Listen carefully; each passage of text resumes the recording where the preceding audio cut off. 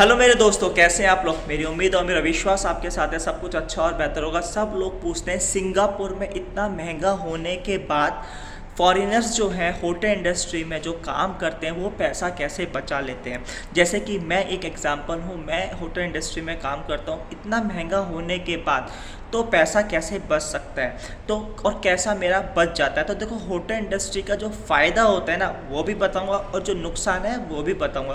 क्योंकि देखो ऐसा होता है, सिंगापुर एक बहुत अच्छी कंट्री है, सारी फैसिलिटीज़ इधर है, लेकिन एक है एक्सपेंसिव कंट्री है। आई मीन अगर हम खाना खाने भी जाएंगे तो मिनिमम जो खाने की कॉस्ट है, अगर हम एक प्लेट खाना, आप जैसे थाली के हिसाब से समझ लो, एक थाली और एक हम कॉफ़ी टे ऐसा कुछ हम अब एक साथ खाते तो करीब करीब आप कितने भी छोटे से छोटे लेवल पर आप यहाँ कोर्ट में मार्केट में कैसे भी खा लोगे तो भी आपको 6 से 7 डॉलर आपको देने पड़ेंगे। 6 डॉलर का मतलब होता है 350 रुपये की प्लेट।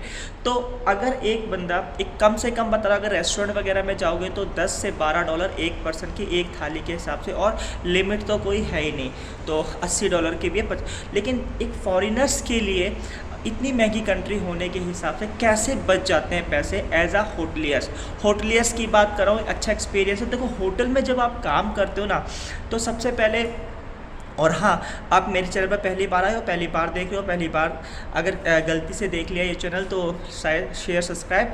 और अगर आप एजेंसीज़ की डिटेल, अगर विदेश जाना चाहते हो, पोलैंड है, सिंगापुर आना चाहते हो, मलेशिया है, एजेंसीज़ की डिटेल, इधर आप यूरोप कंट्रीज़ की कुछ और, माल्टा, क्रोएशिया, बुल्गारिया, यहाँ जाते हो, एजेंसीज़ की डिटेल मैंने अपने चैनल की वीडियोज़ में डाल रखी है, वहाँ देख लेना। अब बात करते हैं सिंगापुर में, जो अगर आप होटल इंडस्ट्री में काम करोगे तो आपका 70 to 80% पैसा सेव हो जाएगा, 20% ओनली आपका खर्च होगा। अब वो खर्च कैसे होगा 20%? वो तो जैसे मोबाइल बिल है आपका, थोड़ा ट्रांसपोर्टेशन है, ग्रॉसरी है, और आपके कोई क्लोथिंग का कुछ खर्चा है। तो इस तरह से जितने भी एक्सपेंसेस होंगे, थोड़ा सा आपका 20%, यानी कहने का मतलब अगर आपकी सैलरी 2000 है तो आपका 400 डॉलर खर्च होगा, 1600 डॉलर बच जाएगा।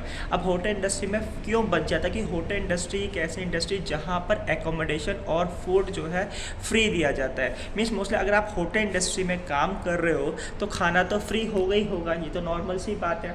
एकोमोडेशन वो कंपनी फ्री इसलिए देती है क्योंकि मोस्टली जो कंपनीज़ हैं उनको, जैसे कंपनीज़ में 50 वर्कर हैं या कंपनी में 30 वर्कर हैं, उनको एकोमोडेशन इसलिए दिया जाता है कि भाई उनकी जो शिफ्ट है, अगर अपने वर्क प्लेस से बाहर कुछ ज़्यादा दूर होगा तो कुछ ट्रांसपोर्टेशन में लेट हुआ तो टाइमिंग जो होती है उस टाइमिंग को एक्यूरेट करने के लिए, कि होटल इंडस्ट्री में मेरी नाइट शिफ्ट है, तुम्हारी सुबह की शिफ्ट है, तुम्हारी 3 AM की है, मेरी 5 बजे की है, इस तरह की जो शिफ्ट्स होती है, इसलिए एकोमोडेशन जो है होटल इंडस्ट्री में पास में ही दिया जाता है और दिया जाता है। क्योंकि जो ऐसा होता है, क्योंकि लॉन्ग आवर्स होते हैं, अभी लॉन्ग आवर्स होने के बाद जब आदमी काम करके ख़त्म चला जाता है फिर उसको दोबारा बुलाया जाता है, कभी कभी ब्रेक शिफ्ट्स होती है। तो इस मोस्टली मैंने देखा कि होटल इंडस्ट्री में जो एकोमोडेशन होती है कंपनी की तरफ से दी जाती है और खाना पीना रहना फ्री होता है बिल्कुल। तो इस वजह से जो है, अब देखो एग्जांपल, अगर आपकी सैलरी 3000 डॉलर्स है और खाना पीना और एकोमोडेशन फ्री है तो मेरे हिसाब से 500 डॉलर्स ही खर्च होंगे और 2500 डॉलर्स आपके पर मंथ बचेंगे, जिसकी